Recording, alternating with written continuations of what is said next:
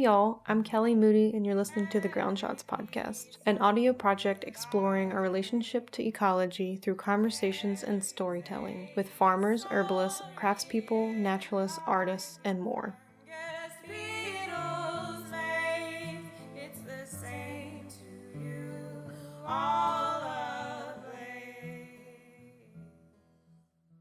Hey y'all, Kelly here, and you're listening to the Ground Shots podcast. This episode features a conversation with Hannah Smith, a writer, artist, naturalist, hiking, and climbing guide. I met Hannah in North Carolina a few years ago. We both attended a craft school, and we were in the same course together. It was a printmaking and papermaking course, and I had not seen her in a little while, and I caught up with her recently in Santa Cruz, California, while I was traveling through. We got to spend some quality time together, and we camped in Big Sur, California.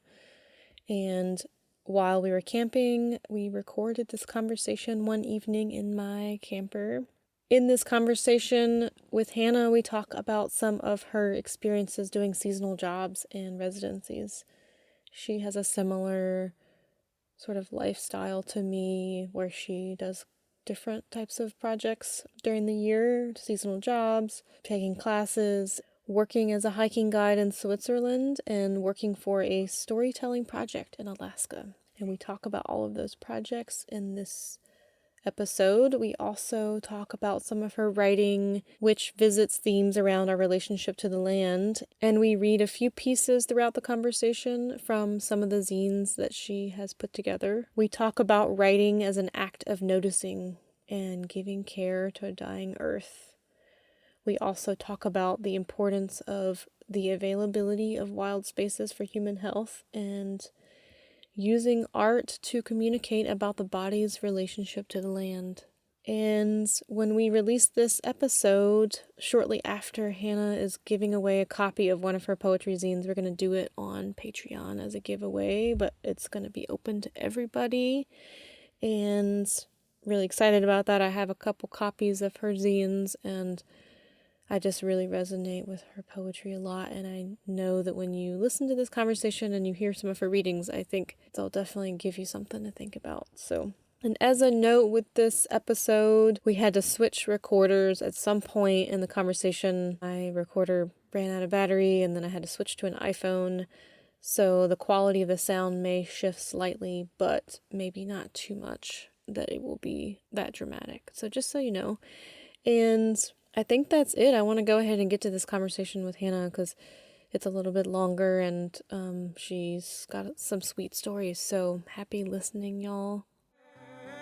Burn, burn with the light that reveals our faces. Burn, burn with the heat that will warm these places. Well, we're feeling pretty good right now. We just went on like a 14-mile hike in Big Sur. And it's kind of a perfect temperature out if there is such a thing. I don't know, what, 60, late 60s. We're looking out at the ocean, which is actually a cloud bank. Yeah. There's a spot up high in Big Sur that I've camped at over the years. It kind of takes a second to get up here. It's worth it, though. But it's kind of up on a Forest Service road. And right now, where my camper is parked and where we're sitting in this interview, we can see this beautiful expanse of ocean and the mountain range behind us, the Ventana Wilderness, I think. And, we're kind of on a little ridge. It's really quite nice. And today, we hiked Cone Peak. Near here. It's pretty hot over there. Yuccas and lots of yerba santa.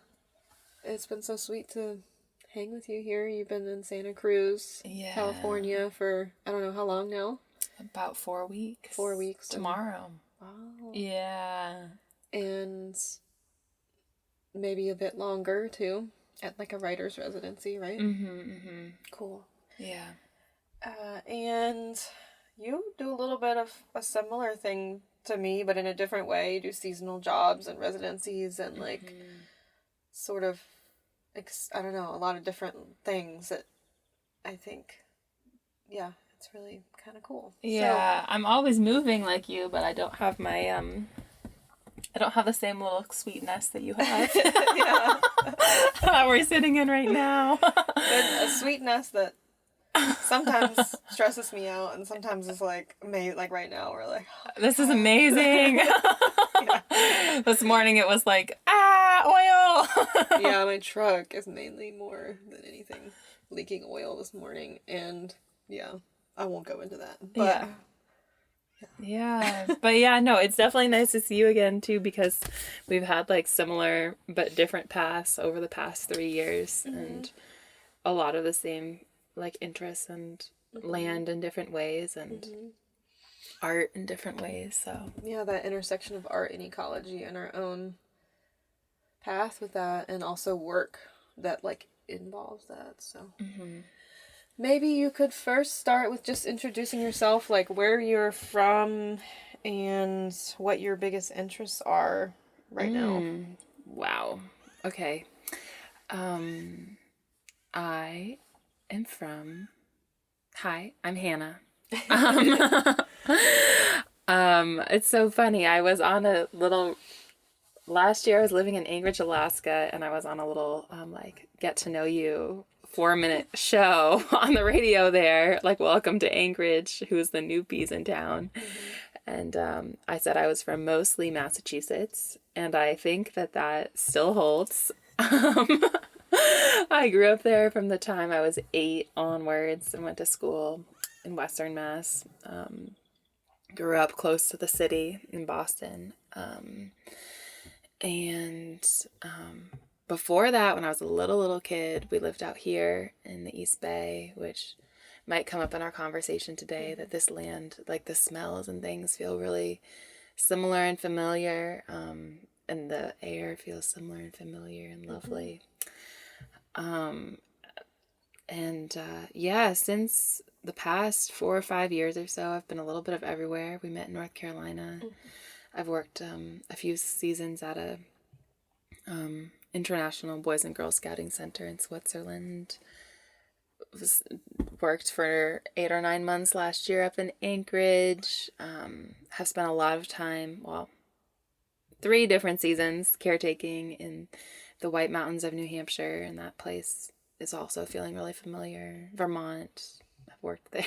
Just like different places, but you know, every place feels a little bit like home in its own way. So yeah. You did Girl Scouts in high school? Yeah, I started Girl Scouts actually here in 1st grade in California, and we like went tide pooling, and I went to a Girl Scout camp around here, and we like sang about banana slugs, and then all the way through high school in Massachusetts, and my troop there was really active. Like we did a lot of fundraising and blah blah blah, and that's how I first got to Switzerland, was in high school. Like we went to this international Boys and Girl Scouting Center, and then I was like, whoa, I want to come back and work here, which is great. I got to work there as a climbing guide, as a hut warden, a hiking guide, and this summer I'm going back and going to be, I'm saying it's my last hurrah, like who knows. Last Switzerland. My last Switzerland hurrah, but it's like it's a home. You keep on going back. Some of the same people go back every year. I think familiar people at this point, it won't be like the same people I started with. Definitely like that first summer, getting to know people. And when I was first guiding, it was like all my friends were like the people I was guiding, climbing with, or going on hikes with. And the center is also sort of like designed to facilitate that experience for the first time staff. So you like have this really intense experience with like getting to know and make friends with people from all over the world, because people from like almost every continent are like coming to work there, which is part of the cool bit of the experience. Meeting people from all over and being outdoors together. And like sharing the values. Scouting as a global organization, I'll just say, is co-ed. The U.S. separates it into Boy Scouts and Girl Scouts. Interesting. I was just thinking about that when I said that, because we've been talking about gender lately, and like how we both feel like a little like, I don't know, like that's identifying with such binariness, and then I'm like, girls and Boy Scouts is so binary. It's so binary. But I didn't know only the U.S. split it so much like that. Yeah, I mean, there are a few other scouting organizations in a lot of places. Like in college, I studied abroad in Siena, Italy, and there I volunteered for a scout group there. And scouting there was like all through the church. So I would go, I would like go to these scout meetings on Sunday night, and they would be talking about God and like helping. I was working with like the 6-year-olds, which in Italy, no offense if anyone is Italian, like that, I don't mean this as offense, but they all seemed like 4-year-olds. They were like so little and just like tackling each other, and like they were so small, and anyways, we were like, yeah, do you see God in this leaf? Da, da, da, da, da. And of course, with like my language barrier, I think it took me a little bit to be like, oh, that's what we're doing right now. So yeah, there are like a few different threads that scouting came from, or like that scouting goes to, but globally it's a little bit different. And then there's another organization called Girl Guides, which is sort of more similar to Girl Scouts, in the US, which has more of a focus on like, in the US, it takes on like this like entrepreneurial, like business empowering women side with like Girl Scout cookies and like leadership through like that like sort of helping women develop the skills to be in positions that have traditionally been held by males. But you don't necessarily get out into the woods and do big epic projects and stuff the same way that the Boy Scouts would. Not all troops do. My troop was definitely one of like, we had so many leaders that were like very much go-getters, and we would go up. That's actually how I first spent time in the White Mountains in New Hampshire. We would hike up every Memorial Day, like the last weekend before the huts there like they're on caretaker status during the winter, and then they turn to full season in June. So then you get like meals cooked for you, and it's more expensive, blah blah blah. So we would go up when it was still caretaker status and cook up all our own food and carry everything in these big bags. And cool. Yeah, I learned all about like how to pack a pack, and like the weight ratio of what we should how big my pack should be. And I wish I had access to that growing up, but I grew up somewhere without like a lot of public land or like places to go adventure in that way. And we had Girl Scouts I never joined, and it was I don't know, I don't really know what they did, but it didn't seem like that. So. Yeah, it's so different. It's sort of like public education or something in America, where you can't say that like it is this or that, because so much of it is based on like the resources in a certain place, and also like the effort that like the teacher puts in or the leaders put in. And yeah, your experience can be so subjective. And yeah, I was really lucky to have really like enthusiastic leaders that wanted us to learn how to read maps and see all that stuff. I feel like I learned after like my 20s, like in my 20s. Yeah. I don't think I like quite realized like what a privilege it is to like have those skills. Yeah. And set you up to be pretty knowledgeable and capable of doing leading groups and stuff like pretty young age. Yeah, it was really fun. Yeah, it was really fun. We would take turns on stuff like leading hikes with our Girl Scout troop, and that was fun. Sometimes it was sometimes I think it was good for me that just like learning how different people worked at different paces. And I remember some hikes it would be like, okay, we're all gonna take 20 steps before we stop again. And I was like, I've always been this like sort of like hyperactive kid that always needs to be moving. Like we've talked about this, and how I'm like, I feel best when I'm just moving, whether it's like through space or like with my feet or like doing yoga. So I was like, 20 steps, okay.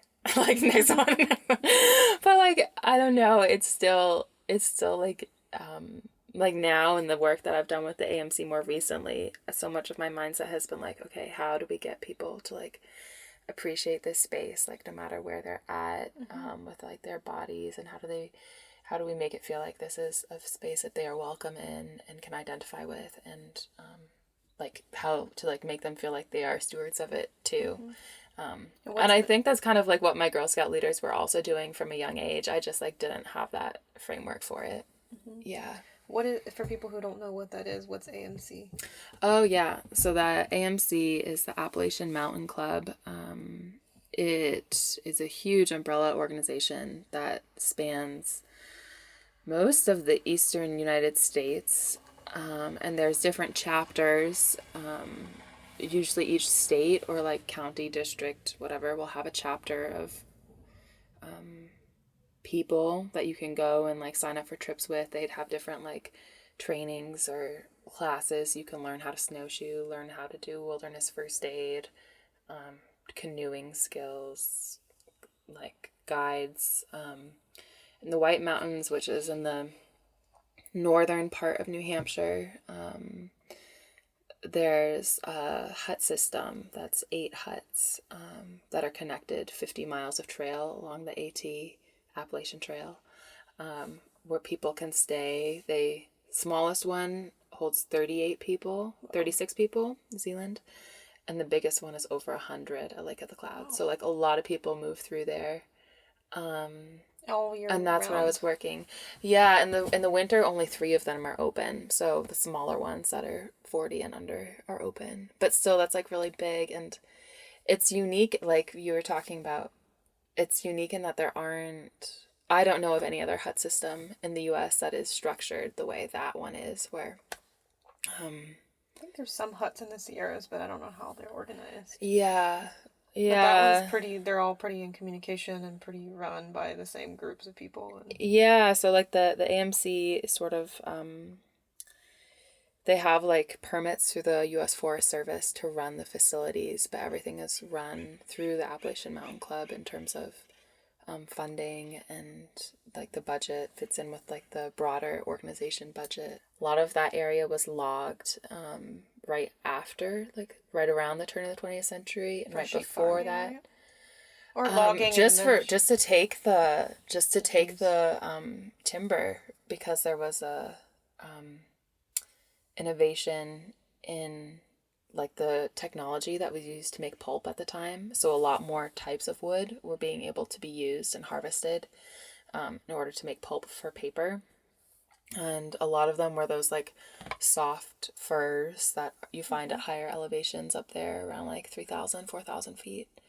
And a lot of railroads were like built through those mountains in order to access all that timber. But some of the railroads existed beforehand and were just like tourist attractions for people to come up. And there were a couple big hotels that people would stay at. That's like a different conversation. I don't know how much we want to get into it, but like in terms of like privilege and accessibility to the mountains, and I think that's the roots of there that was there then, and then also like a huge like a lot of people from like outside Boston, from outside New York, go up and use that same region. So yeah, I think that's a big thing to think about and address. I'm always considering that, even the past few days being here in Big Sur and thinking about accessibility and privilege and like what it took, the violence it took to create public spaces that people get to then go into and enjoy to get away from what they call like civilization. You know, like the whole dynamic of it all and how it all came to be and what it all means, and like just so it's something. Yeah, it's something I thought about too when I was caretaking. I think because when I first started, I didn't really know a lot of the species around. The first hut I worked at was Zealand Falls Hut, and there's like several different like lakes and ponds around there, and I was like wondering what kind of species were around, and I also really wanted to see a moose, and I never saw one, and I was thinking about like, is this land being conserved for the sake of the ecology of the place or for the sake of our recreation in it, and like that the value that the land and like the spirit of the land gives back to us. And sometimes it's like sort of it's hard to tell. And something that's actually really interesting, so after the the White Mountains were all logged at the turn of the 20th century. There was a Senator Weeks, was like, this is absurd. Like, these were beautiful mountains, and now they're all clear cut, and we have to preserve them. And so he appealed to the federal government to purchase this land, and it was the first time that the federal government had ever purchased land for conservation purposes, and it was part of a huge tract of land that expanded from Virginia up to Maine. And like they went through like, oh, this is economically beneficial for like water and timber and all these things, but like the last thing he listed was like, and like land and wild space is like such an important resource for like humans, and humans need it in order to like feel good and like have that space. And a lot of the guests that I worked with, I would tell them this story of like Senator Weeks when I at the hut, and they'd be like, or I would ask them, yeah, like, how was your hike? Like, how do you like it up? Like, what was the best part of your hike? Or what brings you out here? And a lot of them would say, like, for peace of mind, or, I don't know, like, the same reasons that we're up here, or, yeah, a lot of people are up here. I mean, yeah. To get away from the crowd. To get away from the crowd. Be able to get perspective, like, yeah. I feel like such a small little thing in the world, and your priorities are I don't know, for me anyways, I just get perspective on myself in the world when I come to places that remind me how small I am. And that's so important to like feel small as a person and like as a human in the world. And I don't know, like going for a long hike like we did today is like so much something that reminds me of that. I'm like, oh right, small and I'm yet tired. Big, too, in a way, like becoming like being on the land. You kind of feel like you are the land more, you know. Yeah, I think I felt that today too, as you were pointing out all these different plants and like what they could do, and like, oh, this one's a muscle relaxant. Oh, this one is good for your lungs. And I was like, wow, like this is a body of knowledge I want. Like this is like the relationship between these creatures, like plant creatures, and like the creature of my body, and like they interface in these ways that I don't really have that much knowledge of, and it's cool that like the land was like holding both. Or can, if we treat it correctly. Or if we tune in and think, appreciate it in the way it needs to be, and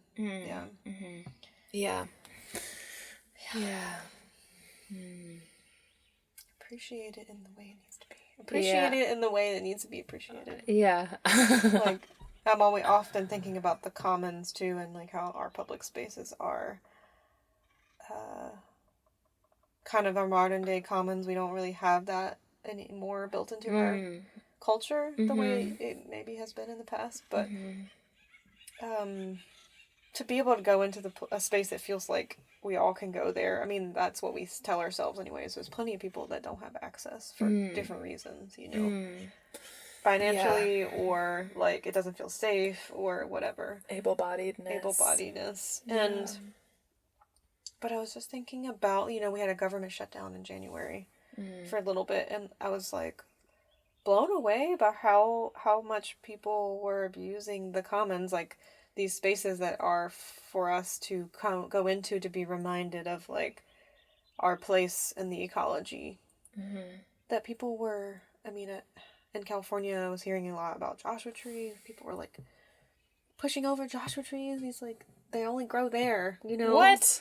And just pooping everywhere, and like just being really defiling dumb with things places. And not, it's just like, okay, I guess we have to have the government like put their finger down and be like, you can't do this in the commons. Like people, I don't know.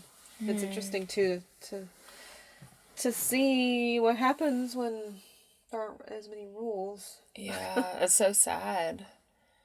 I know, it's so sad. I think like those huts, if there weren't anyone caretaking them, they'd probably be trashed, right?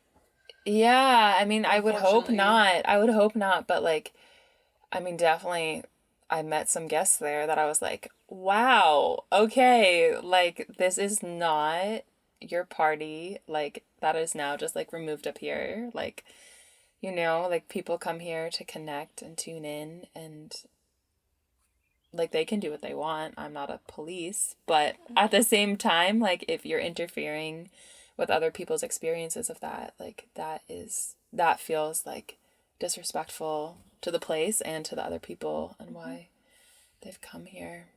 So what is your primary job when you're caretaking a hut? Like what's your daily life like? And what's your purpose of being there? Oh, wow. And also, I don't know if you have something to read to you. You're also a writer. Yeah, I forgot to talk about. We lost that part of the question. We just started going into the I lost part of the question. So, what I'm interested in most right now. So right now I'm at a writing residency, in just a little north of Santa Cruz, and you do printmaking and like other art as well. Right? Yeah, printmaking and other art as well. So I'd say these things are equally important to me, even though right now I'm giving writing a lot of attention. I'm really interested in what words can do that visuals cannot, and also what visuals can hold that words cannot. And then like, yeah, they're both important, and I think that they can do different things in the world. As well as plants, as well as people, as well as the land. I think like the body's relationship to land. You do a lot of active things too. Yeah, as well. Yeah, that too. So those are all important things that have come up for me. Yeah. Cross country skiing. I love cross country skiing. Me too. Yeah, I know. It's another reason why we were connected. Actually, was through this little shared interest in cross country skiing, and we cross country skied at the same places in New Hampshire. Yeah, really cool. Yeah, which is really cool. Yeah, it's so fun. Yeah, it's fun. And so we have a shared connection to the land and a place. It's really cool. Yeah. Okay. But back to the question of what you do in the huts, and then I don't remember what you have with you right here. I know you have some stuff you've written about the huts or after you did that, but yeah, maybe I don't have the piece that you're maybe remembering about my life as a caretaker there, but I can talk a little bit about that. Just talk about it, yeah. Yeah, I think a lot of people don't know what it even means. Like, I didn't grow up knowing that such a thing exists. Yeah. You know? So, my life as a caretaker, I was stationed at a hut in the White Mountains for either 10 nights at a time, and I would have 4 nights off during the week, or another schedule I had was 7 nights at a time and then 7 nights off.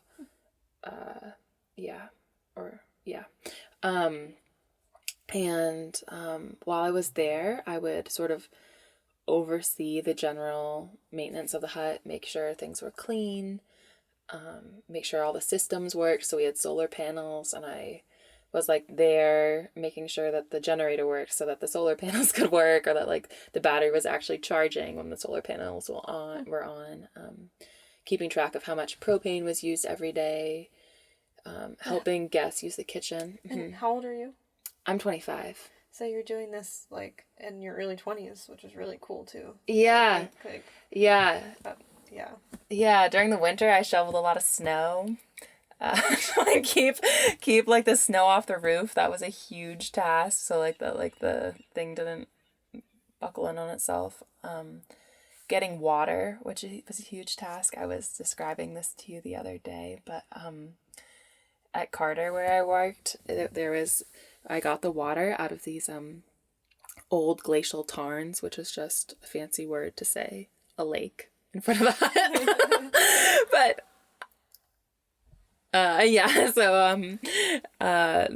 the lake would freeze, and I went out to the lake after it froze, and it probably developed like over 30 inches of ice on it during the time that I was caretaking there one winter. And I would go out there with first like a drill, and like drill this like a big like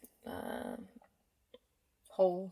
Ice, yeah, like as though I was going like ice fishing or something, which I've never done, and like drill a hole down, and then I would start widening the hole by using essentially like a big pickaxe that you might use if you were doing like trail work or something, and opening up the size of this hole so that I could fill like a big like several gallon container of water down into it to get the water. That was freezing cold. From the hole. I never fell in, no.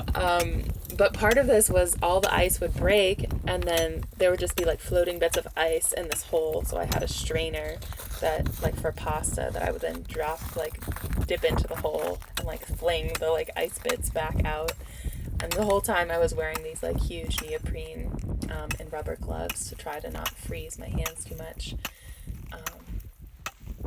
And then I would haul the water back up to the hut, which is maybe like, I don't know, less than 1/10 of a mile. Pretty close, but like uphill. And then I would boil it.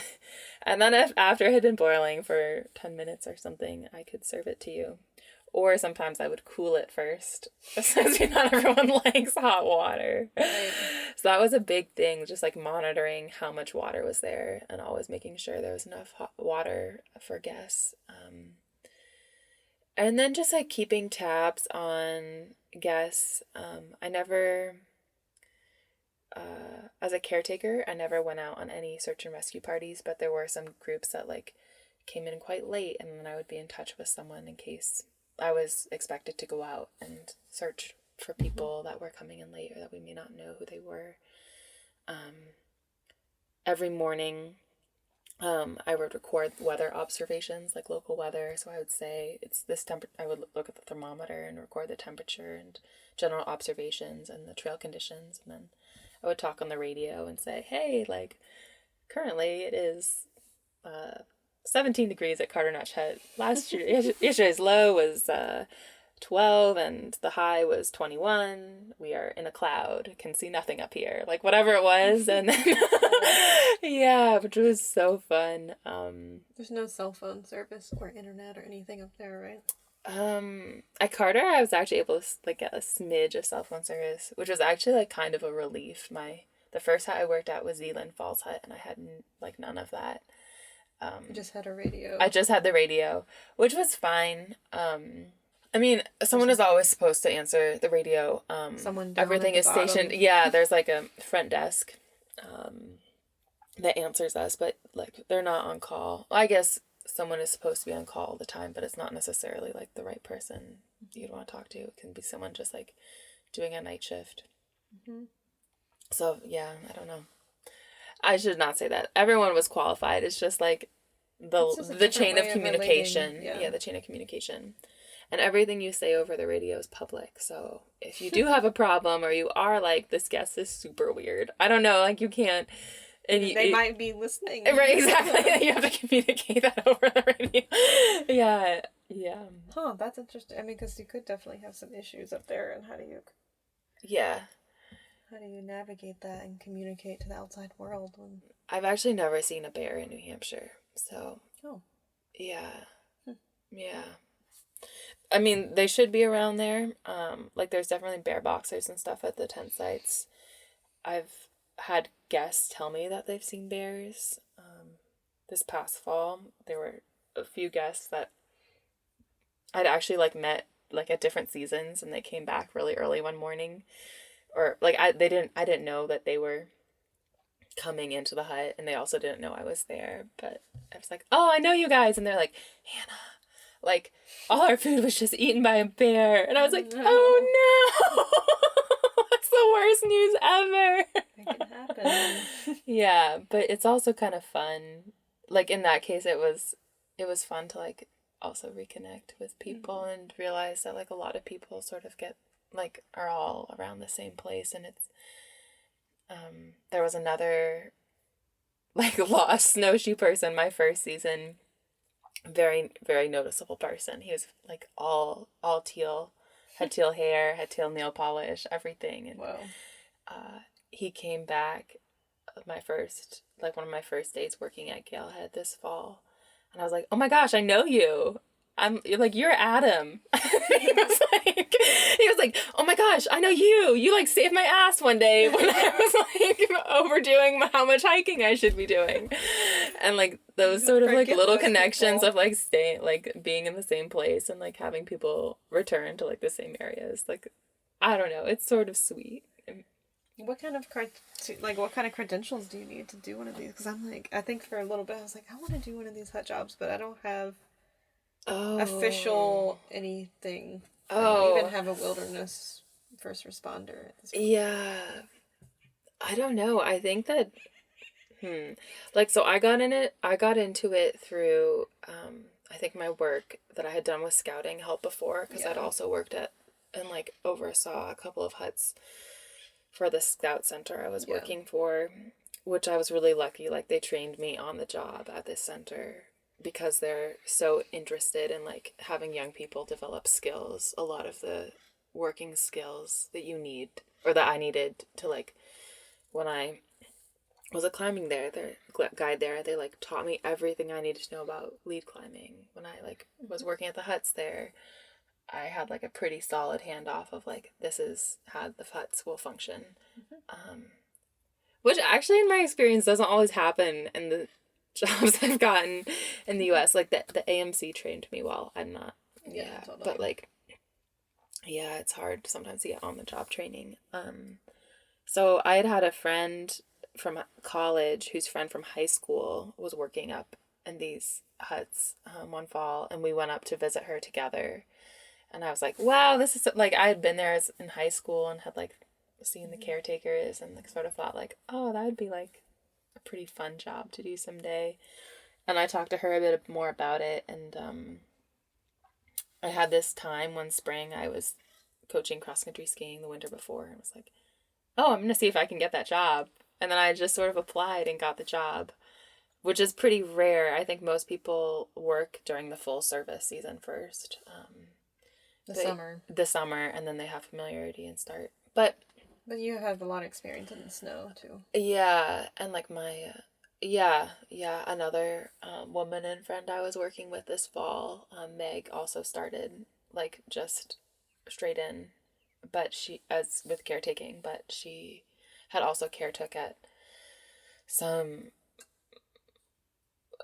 like long trail cabins in Vermont. So I don't know, like I guess like familiarity helps, definitely. I'm not quite sure how to best advise for that question, but like, yeah, in terms of like hiring for full service season, those jobs are always posted online on the AMC Outdoors webpage, like seasonal job openings, and worth applying and seeing there. Yeah, like a lot of people actually are hired like just from an online interview. Like, I mean, just like online application. Like, you, of course, like every job, it helps if you know someone or contact someone. But I do know several people that have like just been like, oh yeah, I applied online. That's how I got this job. And it's kind of cool that way too.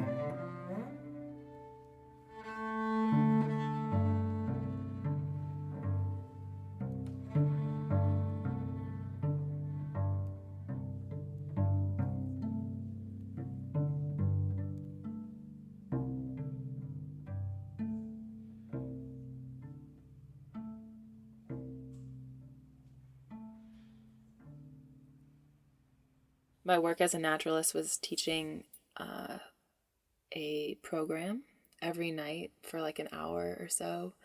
And I taught two. One was nature poetry. So cool. we would talk about like what people had seen on the trail. And I tried to empower everyone to believe that they are a poet as well. And that a lot of poetry is just putting like observations on paper. And we would read some poems by different contemporary American writers that wrote about or at least incorporated the landscape into their work. And then everyone would write a poem of their own, and then we'd write a poem together, like in a round. So like you would write a line, and then I would write a line, and then I would fold over your line and pass it to the next person. So at the end, when we shared it, it would be a surprise for everyone, which is kind of fun. Yeah. And then the other program I offered most of the time was on the logging history of the region, which is how I know all these things that I was just spewing about a little while ago.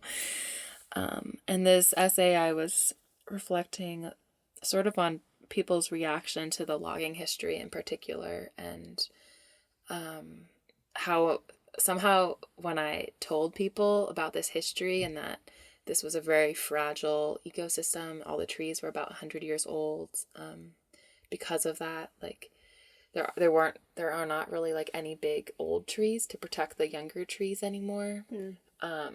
So there are these regions on the mountainside in that area called fir waves, and it's just like a bald spot. It's like the most exposed, vulnerable area of growth, exposed to wind, snow, all that stuff, and it will just like die away.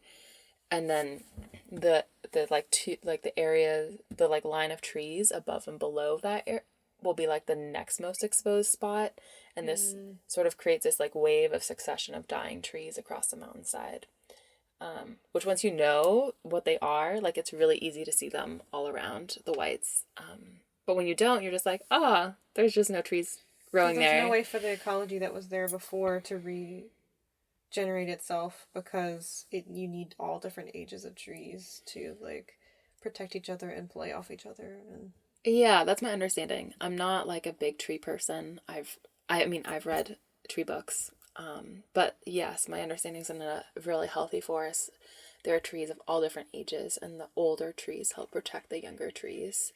And are like reservoirs for certain other, like I know with the redwoods in California, it's like a whole thing too of like how much is harbored in this keystone tree of some sort, like lichens that only grow there and birds that only nest there, and there's a lot. Yes. Like by advocating for leaving those old trees, there's a reason. Yeah. Yeah, exactly. And part of this essay that I've been working on also talks about like going back and exploring parts of the wilderness area around this hut I was working at, and seeing some of the old logs from like the old growth era, which would have been like 300 to 500 years old in that area of New Hampshire at the time when they were logged. And they're huge. I mean, they remind me more of like the redwoods out here, like up big that ones. high too. They're like, they're just, I mean, they seem so tall, and around them everything else seems like these little like toothpick trees. And so I was thinking about like sort of like mourning. I like mourn this old growth forest that I had like actually never even experienced in that region before. But I was like, wouldn't it be so magical if that still existed, and like I could go hiking through it still, and like the spirit of that. Yeah, like the spirit of that place. You can feel it. Right. Yeah, you like almost start, once you see the traces of a couple of them, you like feel the absence of what the whole thing could have been.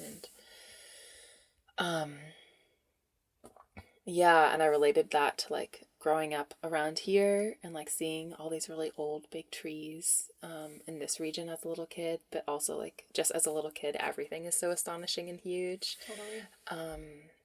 And thinking too about like these people that locked that area didn't really recognize or think about like the ecological ramifications of their actions like so many years down the line. And it's like great that that area is preserved now too, and it's a wilderness area now, but it's like so much like it's So much damage has been done. Right. And what do we do now? Right. Right. So this is the conclusion of this essay. And hopefully it's helpful to you guys.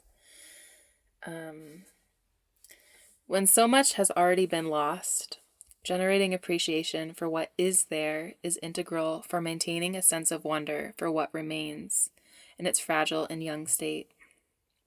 As much as this is a practical and political work, it too is spiritual and poetic.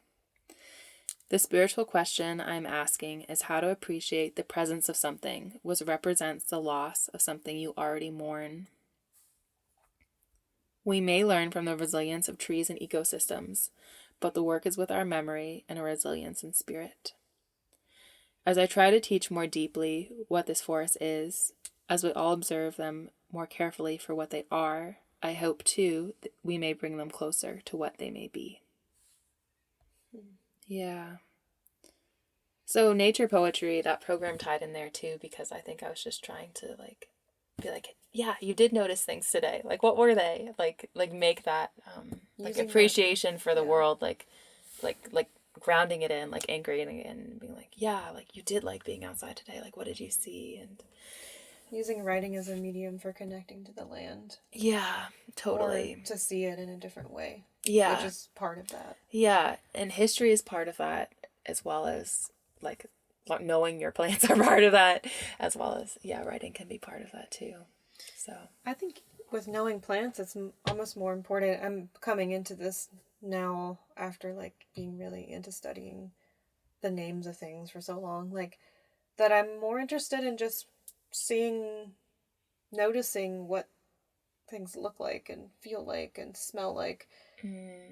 Less naming now. Like, I'm like, it's okay if I don't actually know what species that is. Or like, I'm really just interested in observing. Huh.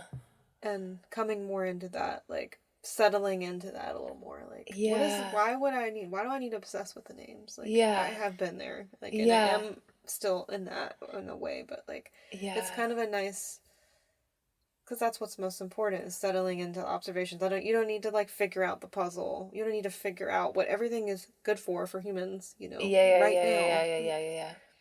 That maybe the heart of it is just watching, feeling, and listening, and, like, tuning in a different part of the body. And I think what I appreciate about what you're doing with your art and writing and, like, all the different forms that you're using to connect to the land, it's just, it's tapping into that. That's so interesting. Yeah. Do you feel like intuitively just observing the plants is, like, enough to gather the information of what the plant might be good for? Yeah, I mean, or how it works? Totally. I think it's easy to be kind of in a state of being where it's hard to kind of dip into that. But, like, practicing dipping into that and being unattached to really knowing for sure, but just sensing and feeling and, like, maybe writing about it or painting it or like doing some sort of thing that, like, channels that, and maybe it comes out. Like, it's hard too because, I also have things I know, like, I know the specific smell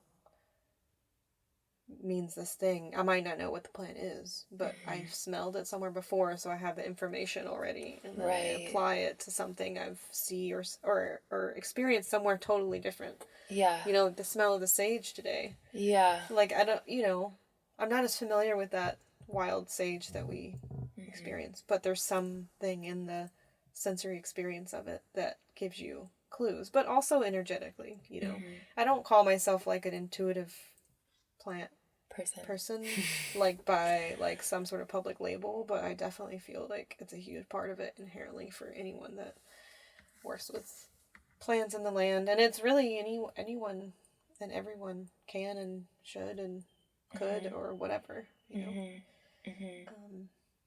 all do it in our own way. Yeah, that's so cool. Yeah. This is, like, a total divergent, but it does relate to me. the acupuncture styles I've been talking to you a little bit about, and, like, the intuition, or the 5 element approach, which is so interested in like the sense and smell and like sense of someone's eyes and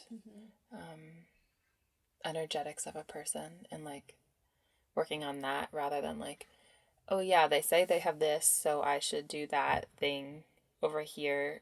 Like just more, yeah, less pre-planned, I guess. It's interesting.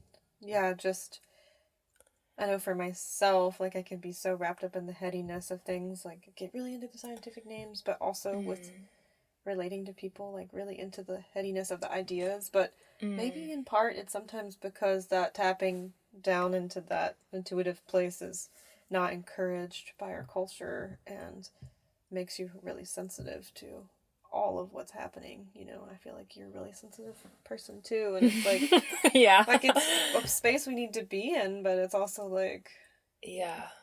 that's why, and that comes back around to the sense of like why we are even up here on this, way up on this mountain right now, where it's really quiet and really like it makes it safer to sink down into that. Yeah. And so maybe sometimes it's easy to distract ourselves with like a lot of headiness to try to like protect that space. But then if you to like do get that, something. then you don't maybe feel the energy of things or each other as much. Just a thought. Or even yourself.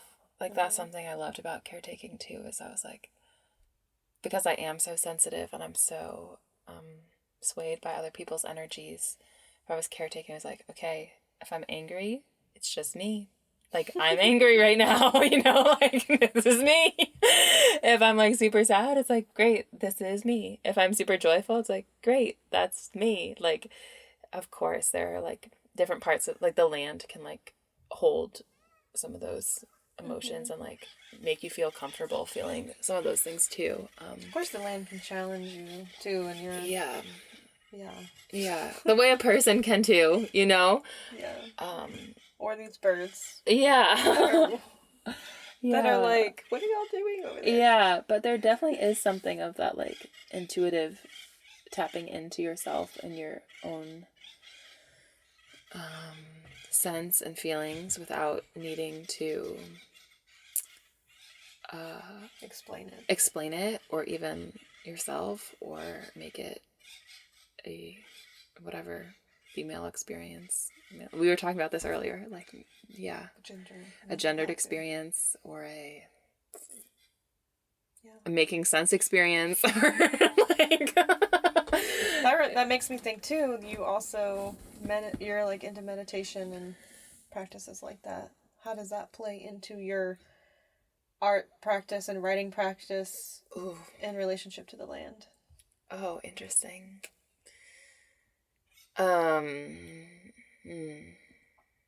Well, there must be a connection. There is a connection. Let me think on this, Kelly. Not to get and make something intuitive really heady, but yeah. No, like, so meditation and like yoga practices have both been things I've studied quite a... I don't know. I know, Penland, you were up at like 5 or 6 doing your full meditation and yoga practice, then going and working in the garden at like 7 or 8 or whatever. Yeah, 7 a.m. at the compost pile. And then getting in the studio. And then running at some point in the day too. I'm like, gosh, you're so... I admire your strength and ability to keep to that, because but it reflects like the way you carry yourself in the world. Thanks. Yeah, I think I do really rely on these different practices to hold me. And in part, I think the land can sometimes hold me too quite well. Like, I think caretaking in the Whites was a place I felt really held by the land most of the time. And here in California, I feel this like sort of awe, but also being held by the land and these smells that are familiar from my childhood. But moving around so much, it's not always clear, like, like, it's not that the land can hold memories of certain times and places that you continue return, or that I can go back and forth between and to, but the consistency of a land being there isn't something I always have. And then the consistency of even the same humans around me isn't something I always have. So, like, we are having this. It's so great to hang out right now. We haven't seen each other in 3 years. Like, what the heck?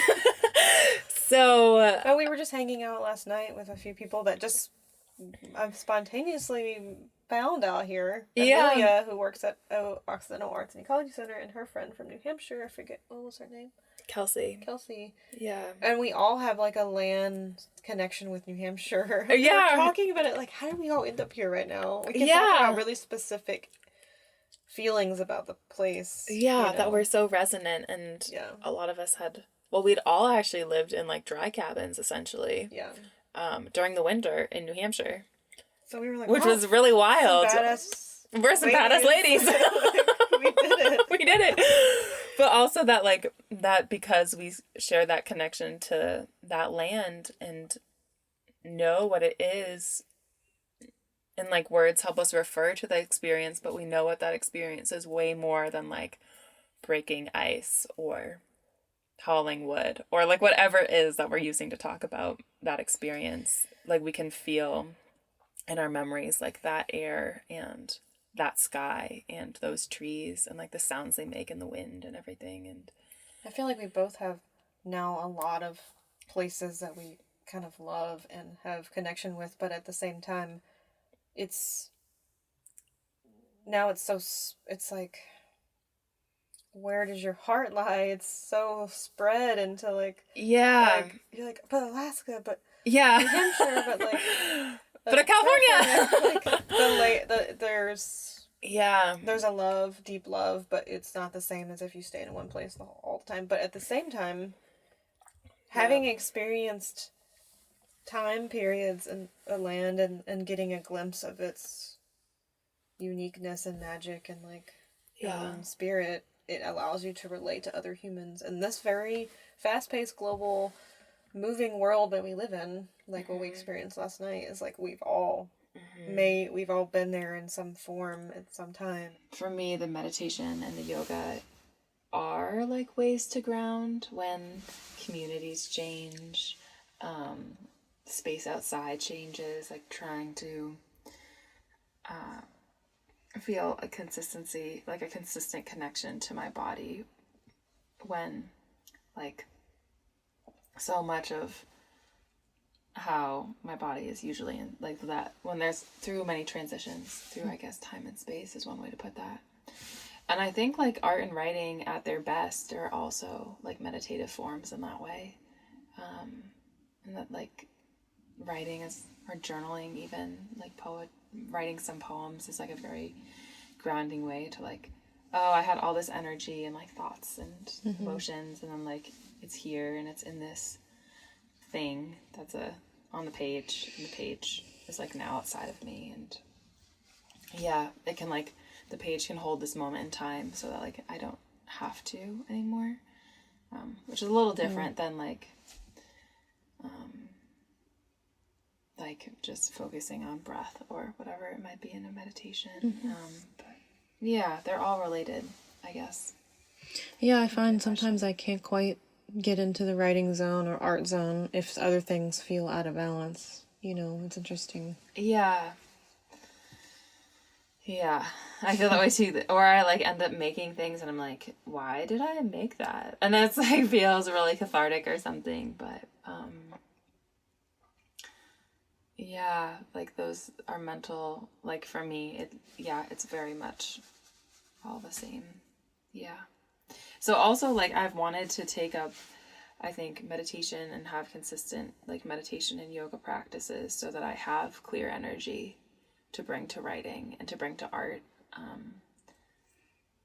And, like, with varying degrees of success. But I think, like, at Penland too, I was like, oh, like, I'll be so much more focused and have, like, more clarity to, like, do the artwork if I also keep up with my yoga and my running and everything else. Because I'm sensitive about everything.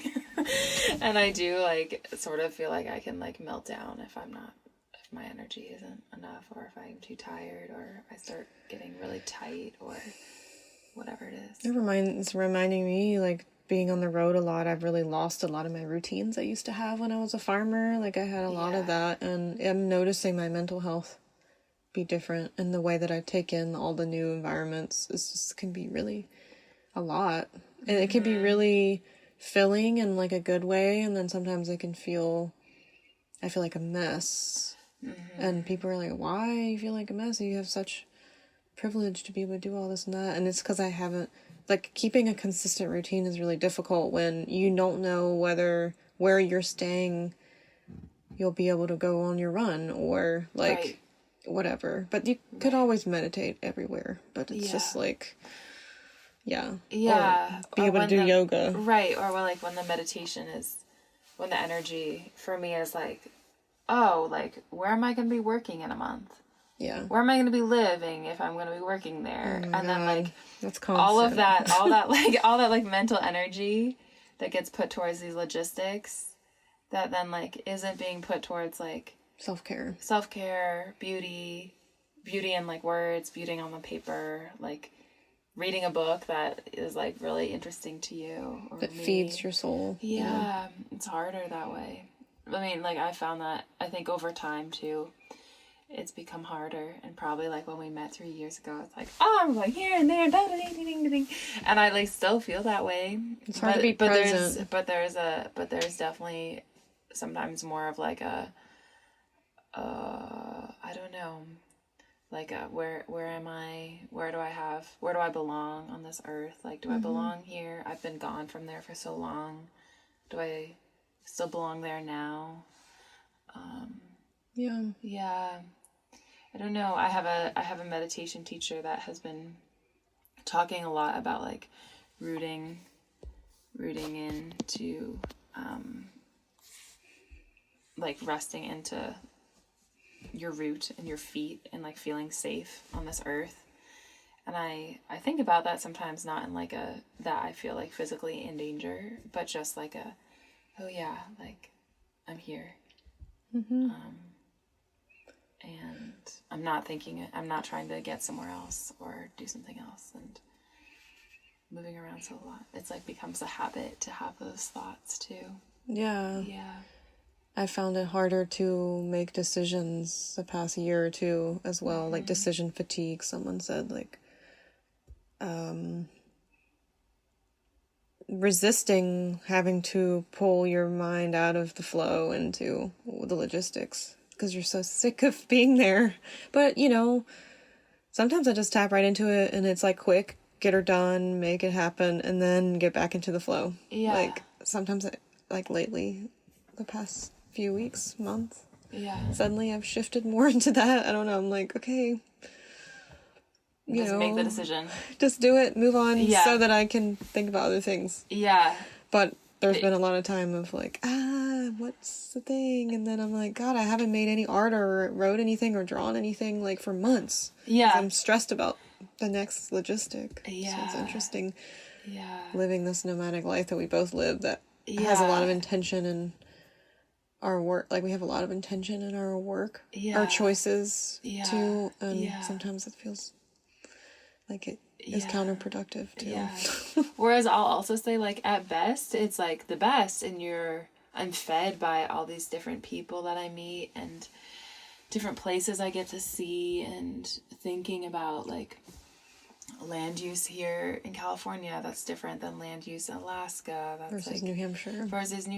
Versus Massachusetts versus Switzerland versus, like, just thinking about the world when it does feel, like, synergistic, and when there is that, like, not just thrill of going a new place, but like oh, because I know this place now, I can also better appreciate the other places more, and, like, my world is growing.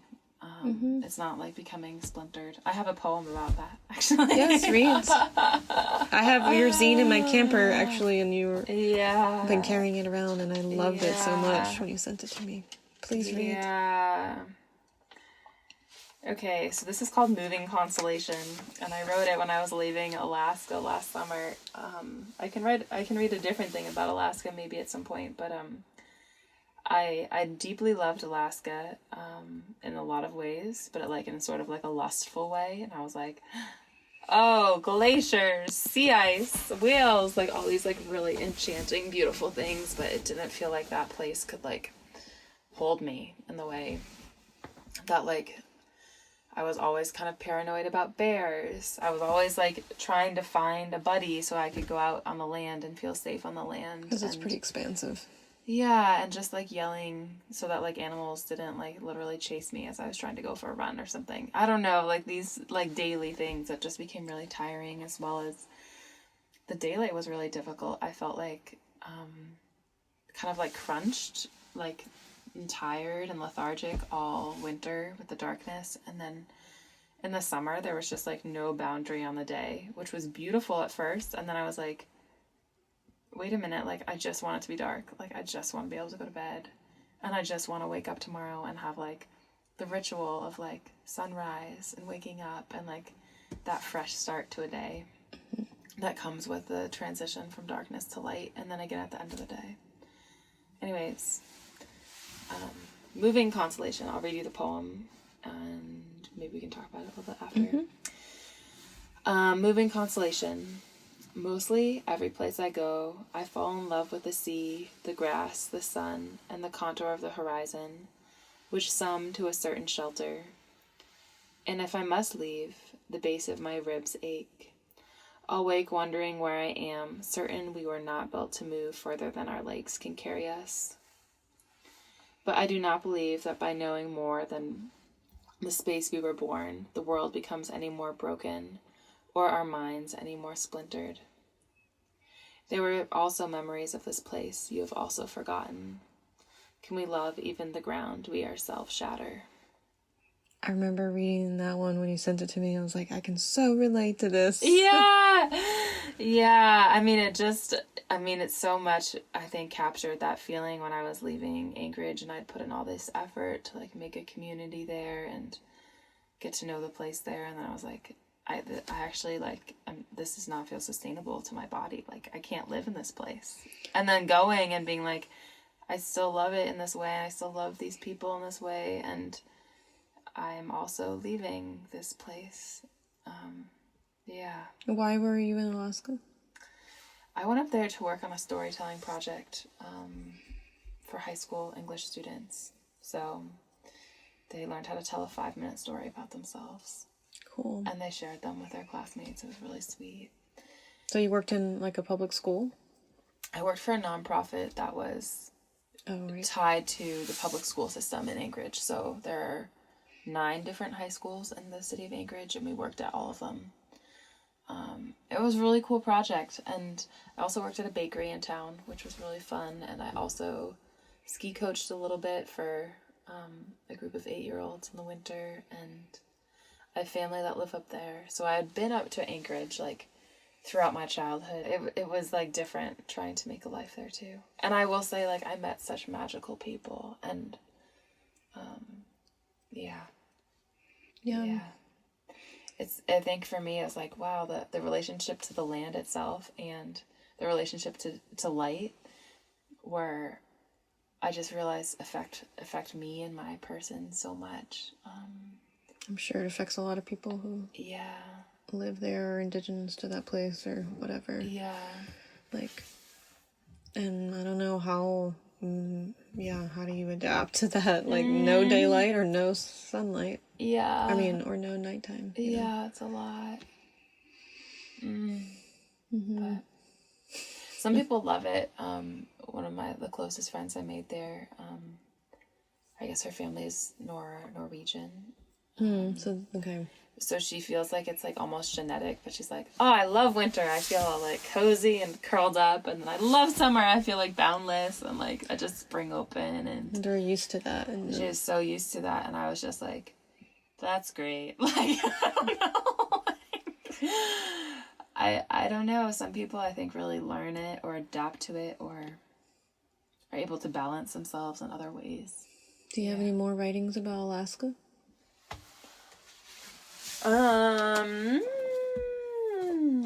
I wrote this one about, inspired by Alaska. I can read it. Sure. It's a little poem. Okay. Called Hospice.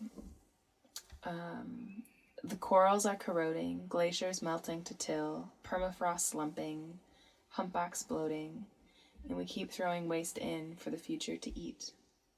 Is there anything to save anymore? Hospice has come, and the forms of our mysteries yearn for human consolation. Yeah. Such a sad poem.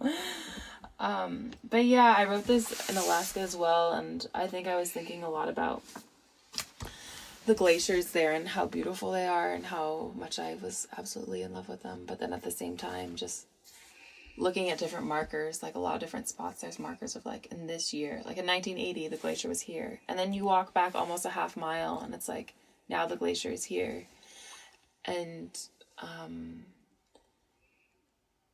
I guess I also think a lot about like consciousness and the consciousness that the land can bring you, but how like those places are just like glaciers and huge redwoods or huge waves like there are in Big Sur. There's just like this like, wow, like life is so sweet. Like this is so beautiful and so precious. And like whether you call it like God or spirit or whatever, there's just like, you feel small, like that feeling of being small.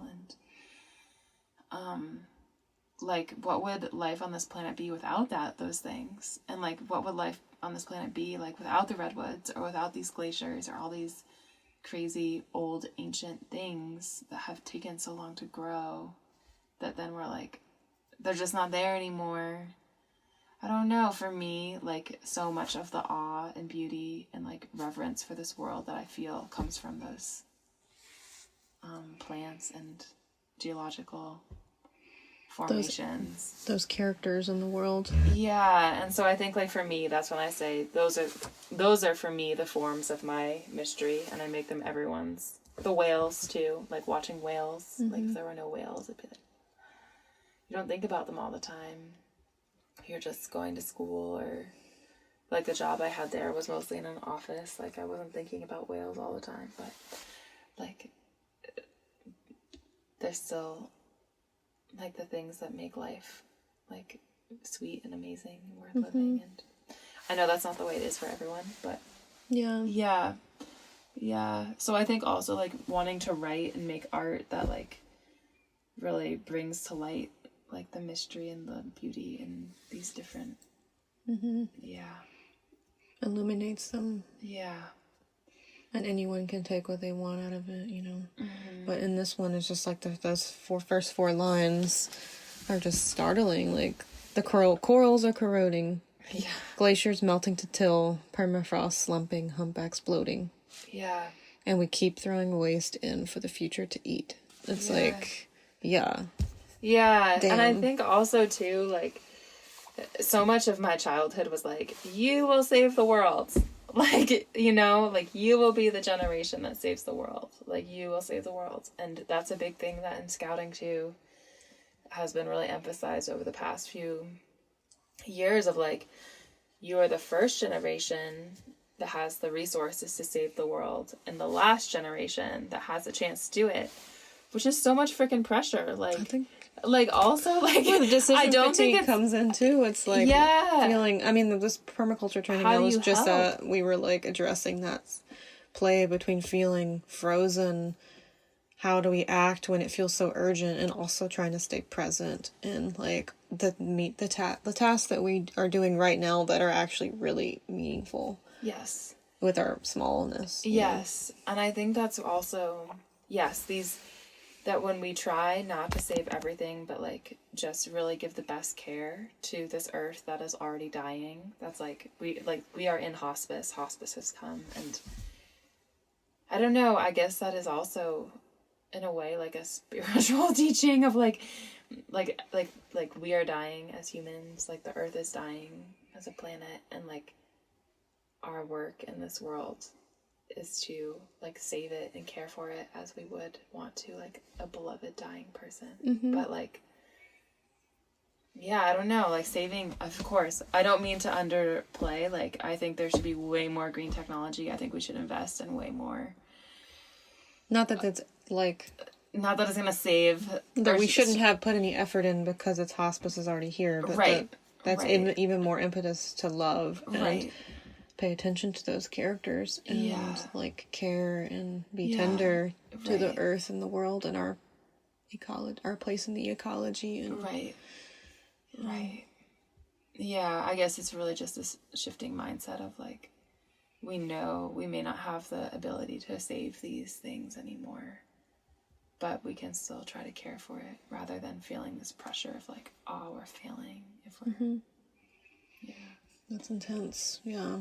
Yeah, it's intense. A lot of people don't want to look at it that way, you know, or like consider that idea of hospicing the planet. Because it kind of just be like, well, we polluted it with plastic. Well, I guess we're just going to keep on throwing plastic, but that's not really what you're saying. It's just like, I can see how some people could feel defeated that the generations before us so quickly did this. Yeah. And that we're handed this mess. We're a part of it too. The whole reality that's been constructed for us is so hard to disentangle.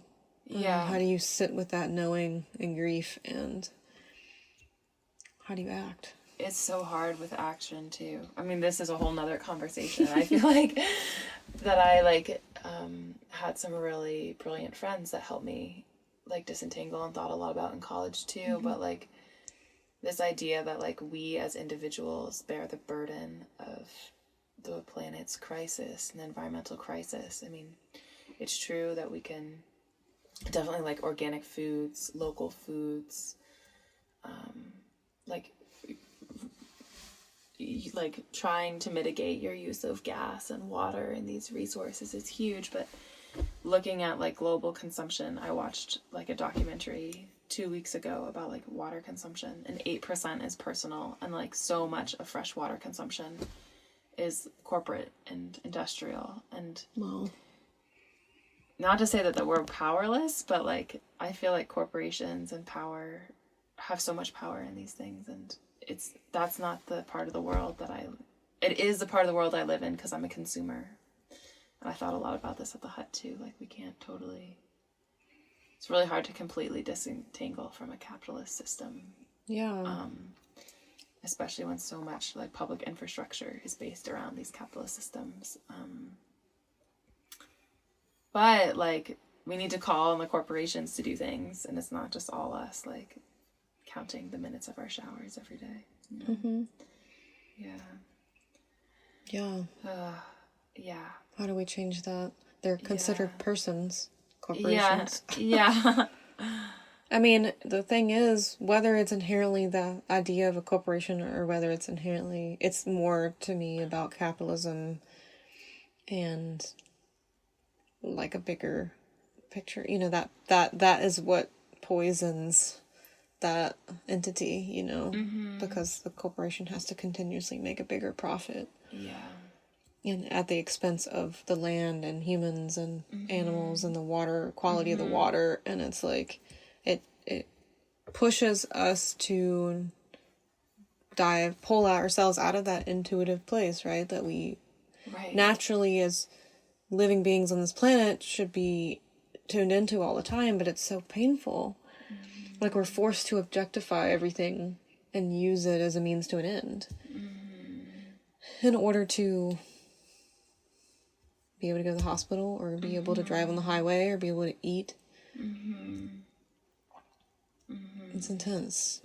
The means to an end. I'm constantly also trying to battle that, like with herbal medicine, for example. Like there's so many...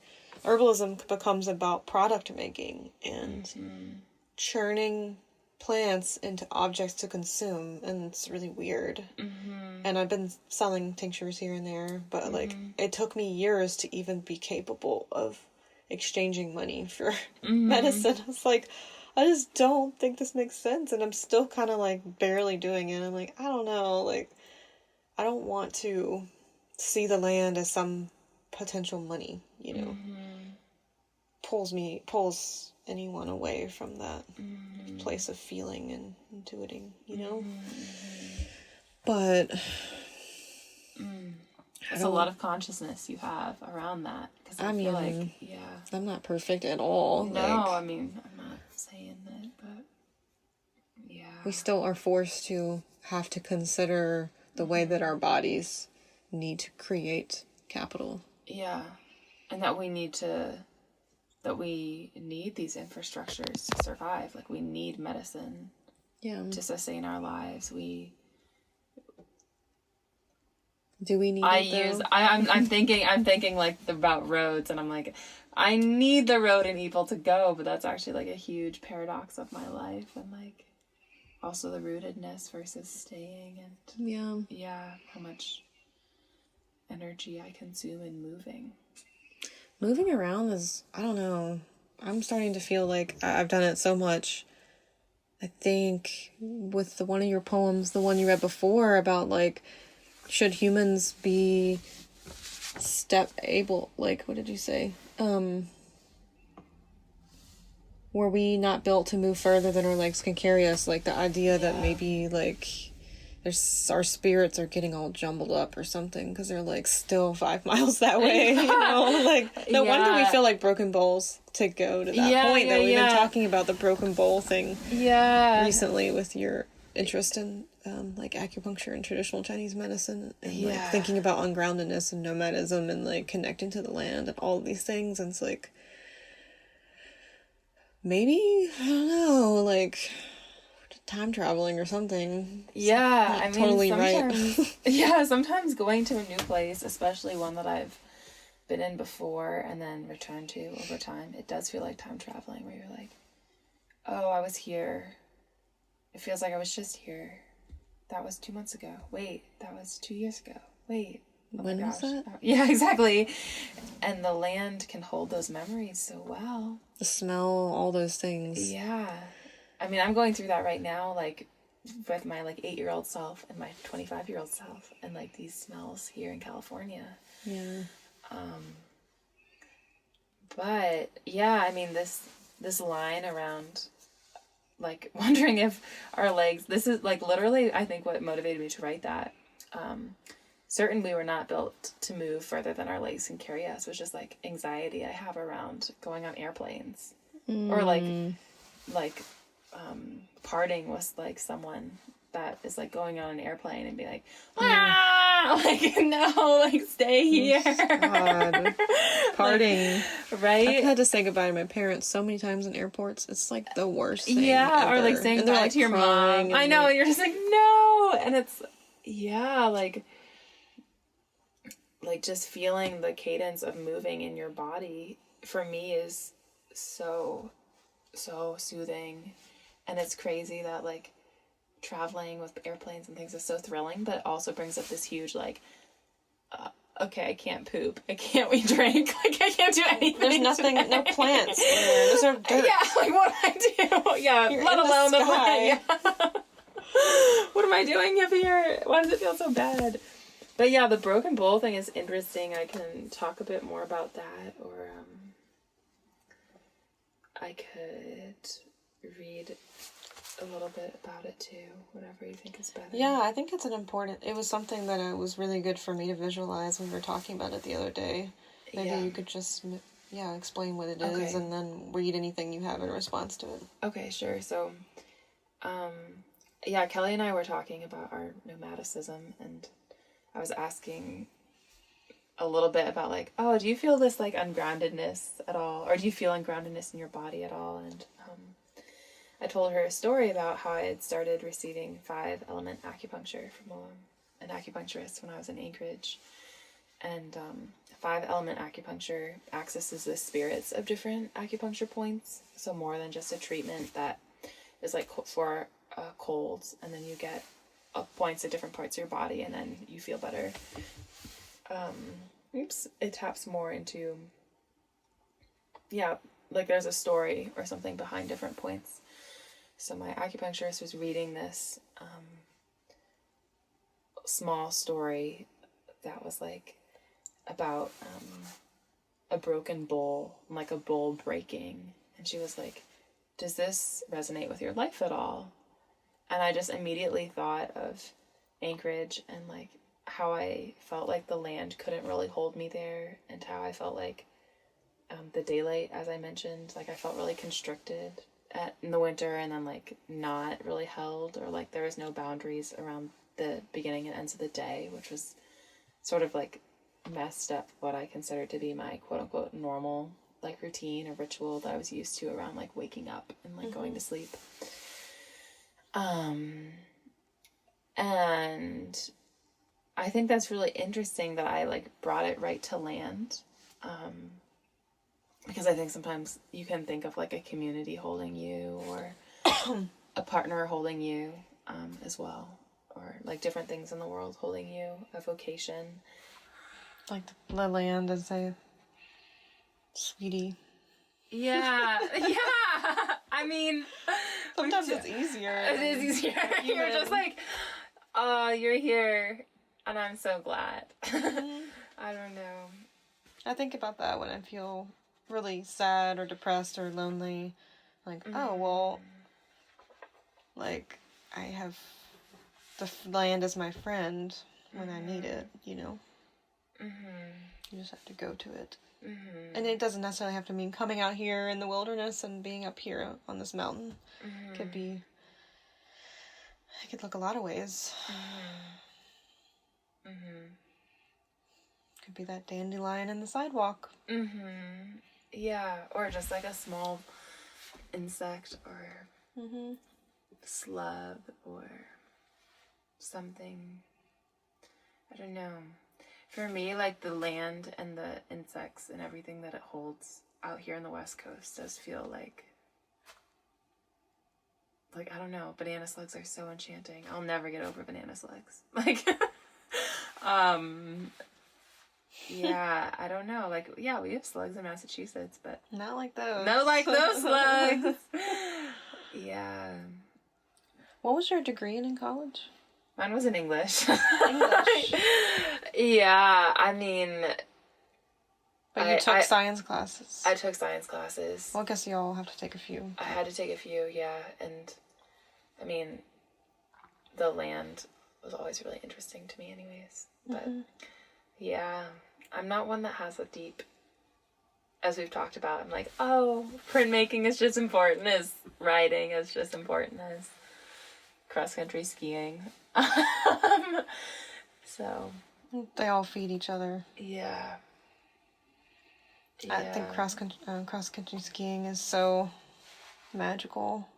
Yeah. It's such a simple technology and way of being going across the land that's just like yeah.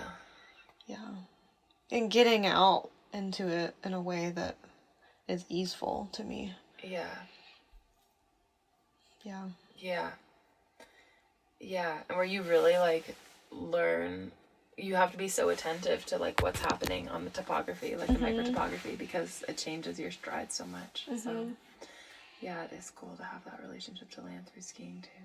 I moved to Windblown, this cross-country ski, or I moved, it's a whole long story I won't tell because this is not about me, but like we've related on that, but I ended up in New Hampshire, which is a whole other story I'll tell maybe sometime, but right after college, partly because I didn't know what else to do, and I had just studied philosophy, and I was like, I can't be a cog in the wheel. I'm gonna go up and farm, and like then ended up basically working at this cross-country ski place. I had never skied before, but they like needed help. And they just kind of threw me on skis and just kind of threw me out there. Sometimes would take me to the top of the mountain and only like skied 3 times. And they were like, and it's dark, and they were like, you got to get down. And I'm like, okay. But it became like a beautiful tool for being able to like get my needs, like just to find solace with that lover, the land, you know. Like, oh, I can go visit my favorite hemlock tree that's across the way. Or I can go, I don't know, look for the beaver tracks that are over here. And the otters where they slide down the hill. Like, it was a really beautiful way to connect with the land. These two sticks on your feet, moving around, you know. Yeah, I'm like, yeah. And you feel good. And you feel good. Your body feels good, moving. Yeah. Is there anything else you want to share? Any other writings or final, like, thoughts about your work in the world and what you want to do next and where you're at with everything? Oh my gosh, this has been such a fluid conversation. I feel like it great. could just be, like, going on forever about, like, everything. Yeah. No, it's been lovely to connect and share this conversation. And yeah, I'm so excited about the work you're doing with this podcast. And we'll see. I think our friend, what you just said reminded me of something our friend Mariko says, which is that she has a polyamory of place. Yeah, that's and it's like, that's cool. and it's like, yeah, the land is your lover, and you have many lovers. you have to commit to one of them. I'm down with that. But like, I think it's also, as we've been talking about, like that broken bowl. It's like, oh damn, yeah, it'd be nice to have like one whole bowl. Yeah, one whole bowl. Primary partner and then some side lovers. About the land. I love that. Yeah. And we could continue, but I think it's like, no, yeah, it's just been so good. So, yeah, thanks.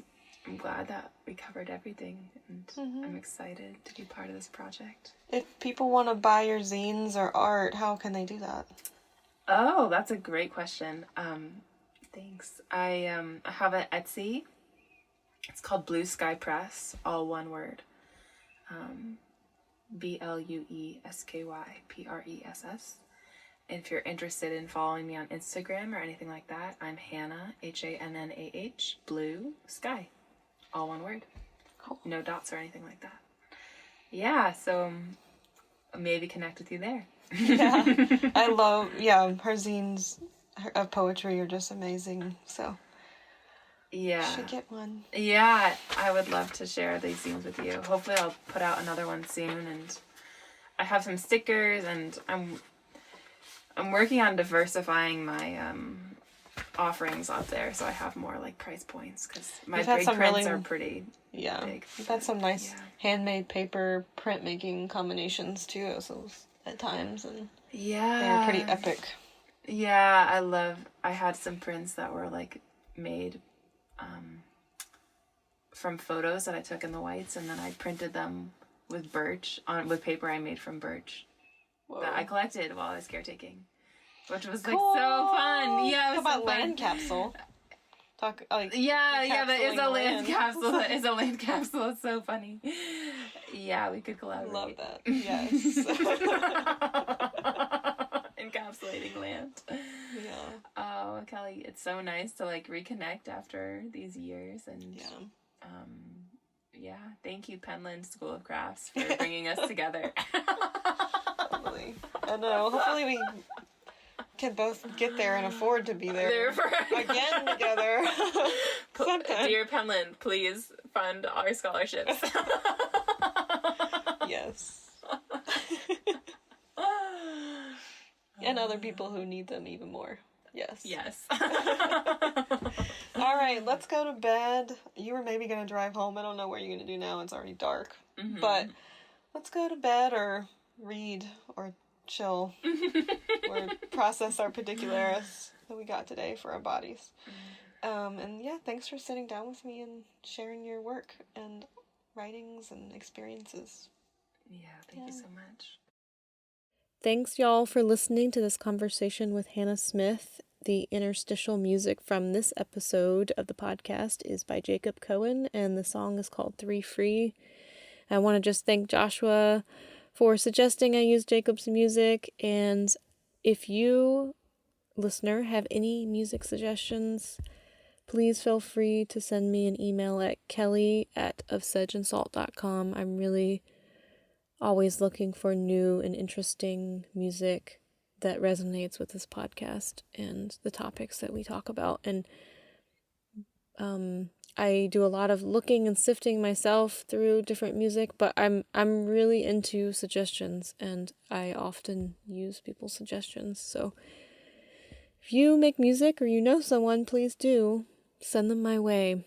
Yeah, thanks again for listening, and I really hope you enjoyed this conversation with Hannah. And I just want to say, too, that if you enjoyed one of our recent episodes, the conversation with Rob Cruz and Paul Massey of the Kauai Food Forest, you are in it for a treat. There will be another interview from someone from the Food Forest coming up, Freddie, and it's a really sweet conversation, so stay tuned for that one. And until next time, y'all. This episode of the Ground Shots podcast was produced by Opia Creative. Our music is by Mother Marrow. If you'd like to help us continue to make this audio project a reality, consider becoming a monthly supporter on our Patreon page at patreon.com/ofsedgeandsalt, where we have rewards like entry into patron-only giveaways, additional audio interviews, extra educational content, and much more. You can also share our work and give us a review on iTunes. Visit our website at ofsedgeandsalt.com to see what else we're up to and a log of our episodes when they come out.